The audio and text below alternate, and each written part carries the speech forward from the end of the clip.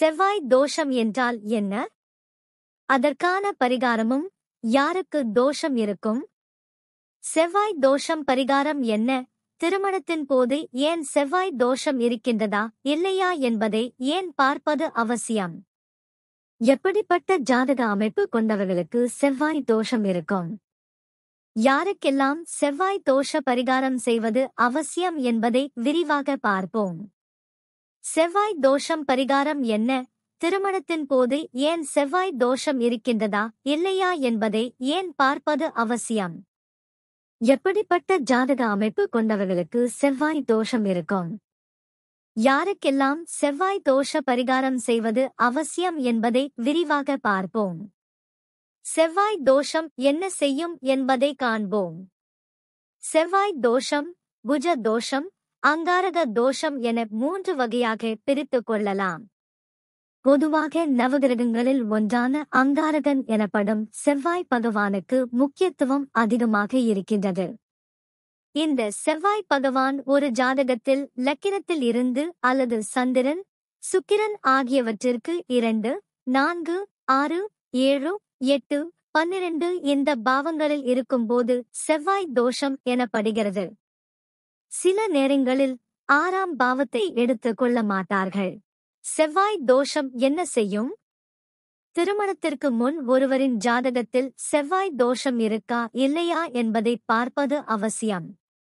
ஏனென்றால் செவ்வாய் இரத்த சம்பந்தமானவர். தற்போது சகோதரத்துவத்தில் திருமணம் செய்யக்கூடாது, இரத்த சொந்தத்தில் திருமணம் செய்யக்கூடாது என கூறுகின்றனர். ஏனென்றால் அப்படி திருமணம் செய்யும் போது ஜீன் பிரச்சனையால் வருங்கால சந்ததி உருவாவதில் பிரச்சனையும், அவர்களுக்கு ஏதேனும் உடல் குறைபாடுகள் ஏற்பட வாய்ப்புள்ளது, பரம்பரை வியாதிகள் உருவாக வாய்ப்புண்டு என கூறப்படுகிறது. செவ்வாய் தோஷம் இருக்கும்போது ஒரு மனிதனின் குணங்களும் உடம்பில் இருக்கக்கூடிய இரத்தம் சார்ந்த விஷயங்கள் செவ்வாய் அமைந்துள்ள இடத்தை வைத்து நாம் தெரிந்து கொள்ள முடியும். அந்த காலத்திலேயே முன்னோர்கள் ஜோதிடத்தில் கிரக நிலைகளை அடிப்படையாக வைத்து இதையெல்லாம் அறியலாம் என கணித்துள்ளனர். அதனால் செவ்வாய் தோஷம் உள்ளவர்கள் செவ்வாய் தோஷம் உள்ளவர்களைத்தான் திருமணம் செய்ய வேண்டும் என்பது ஒரு பக்கம் சரி. ஆனால் எப்படிப்பட்ட எந்த வகை செவ்வாய் தோஷம் என்பதை தெரிந்து கொண்டு திருமணம் செய்வது அதி அற்புதமான பலன்களும் பின்னால் வரும் பிரச்சினைகளை முன்னாடியே தெரிந்து கொள்ள வாய்ப்பாக அமையும். எதெல்லாம் செவ்வாய் தோஷம் ஆகாது? லக்கினம், சந்திரன், சுக்கிரன் ஆகிய இவற்றுக்கு 2, 4, 6, 7, 8, 12 ஆகிய இடங்களில் செவ்வாய் அமைந்திருந்தாலும் சில கிரக அமைப்பு காரணமாக அவர்களுக்கு செவ்வாய் தோஷம் இல்லை அல்லது பரிகாரம் மூலம் நிவர்த்தி செய்து கொள்ளலாம் என ஜோதிடர்கள் கருத்து தெரிவிக்கின்றனர். தேவ கேரளம் என்ற ஜோதிட குறிப்பில் உள்ளபடி லக்கினம், சந்திரன், சுக்கிரன் ஆகிய இவைகளுக்கு 2, 4, 6, 7, 8, 12 ஆகிய இடங்களில் செவ்வாய் அமைந்திருந்தாலும் கீழ்க்கண்ட நிலைப்பாடுகளை பூர்த்தி செய்யாவிட்டால் அது செவ்வாய் தோஷம் இல்லை அல்லது பரிகாரம் மூலம் நிவர்த்தி செய்யலாம். கடகம் அல்லது சிம்ம லக்கினம் கொண்டிருந்தால் அவருக்கு செவ்வாய் எங்கு அமைந்திருந்தாலும் தோஷம் கிடையாது. சிம்மம் அல்லது கும்பத்தில் செவ்வாய் இருந்தால் தோஷமாக கருத முடியாது. செவ்வாய் கிரகம் குரு அல்லது குருவுடன் சம்பந்தப்பட்ட பார்வை இருந்தால் தோஷமாக கருத முடியாது. பரிகார செவ்வாய் தோஷம். குருவுக்கு 5, 7, 9 ஆகிய பார்வைகள் உண்டு. 5, 9 என்பது சிறப்பு பார்வை, 7 என்பது யதார்த்த பார்வை. குரு இருக்கும் இடத்திலிருந்து 5, 7, 9 இடங்களில் செவ்வாய் இருந்தால் செவ்வாய் நிர்தோஷம். அதாவது இவர்கள் பரிகாரம் செய்து கொள்ளலாம். அதேபோல் குருவின் நட்சத்திரங்களான புனர்பூசம், விசாகம், பூரட்டாதி நட்சத்திரத்தில் செவ்வாய் அமர்ந்திருந்தால் அந்த செவ்வாய்க்கும் பரிகார செவ்வாய் என்று பெயர். மேஷ ராசி அல்லது விருச்சிக ராசியில் செவ்வாய் இருந்தால் செவ்வாய்க்கு அதிக பலம் இருக்கும். இருப்பினும் சில விதிகளால் செவ்வாய் தோஷம் இல்லை என கூறினாலும் இவர்களும் செவ்வாய் தோஷம் உள்ளவரை திருமணம் செய்து கொள்வது நல்லது. யாருக்கெல்லாம் செவ்வாய் தோஷம் கிடையாது? ஜாதகத்தில் செவ்வாய் புதனுடன் சேர்ந்து இருந்தால் அல்லது புதனால் பார்க்கப்பட்டால் அதனை தோஷமாக கருத முடியாது. செவ்வாய் சூரியன் சேர்ந்து இருந்தாலோ அல்லது சூரியனால் பார்க்கப்பட்டால் தோஷம் இல்லை. சனி, ராகு, கேது கிரகங்களுடன் செவ்வாய் இருந்தால் தோஷத்தை ஏற்படுத்தாது. செவ்வாய் தனது நட்பு வீடான சிம்மம், தனுசு, மீனம் வீட்டில் அல்லது உச்ச வீடான மகரத்தில் இருந்தால் தோஷம் இல்லை.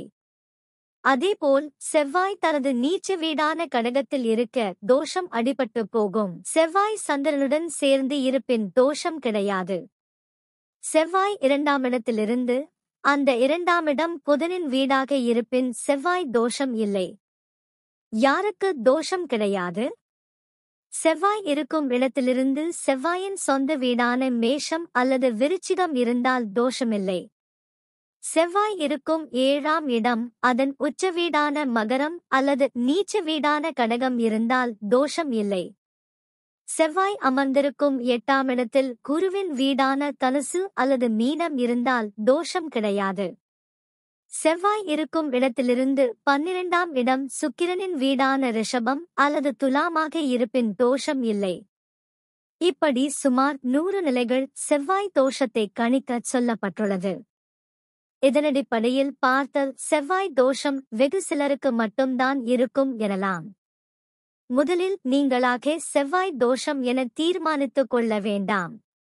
ஒருவருக்கு செவ்வாய் தோஷம் இருக்கின்றது என ஜோதிடர் கூறினால் அவர்கள் செய்ய வேண்டிய பரிகாரங்கள்.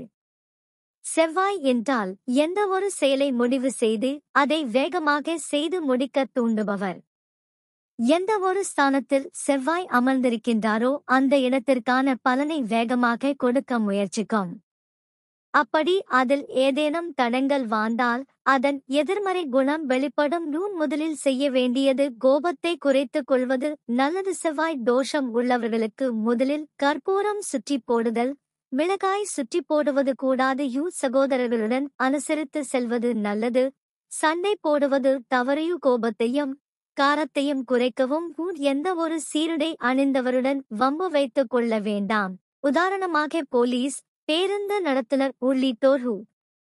கார்த்திகை நட்சத்திரத்தினர் கோடீஸ்வரர் ஆகஸ்ட். இதை செய்யுங்கள். பரிகாரமாக ஒவ்வொரு மாதமும் ஏதேனும் ஒரு திங்கட்கிழமையாவது பாரம்பரிய பழமையான முருகன் கோயிலுக்கு சென்று வணங்கி வருவது நல்லது. வெட்டி வேர் மாலை வாங்கி தருவது சிறந்தது. செவ்வாய்க்கிழமைகளில் பன்னீர் பாட்டிலை முருகன் கோயிலுக்கு அபிஷேகத்திற்கு கொடுத்து வரவும். செவ்வாய் தோஷம் உள்ளவர்களுக்கு வேலை பெரிய சிக்கலை தரும். இருப்பினும் உங்களிடம் வேலை ஏதேனும் கிடைக்குமா என கேட்டு வருபவருக்கு ஏதேனும் ஒரு வகையில் உதவுங்கள்.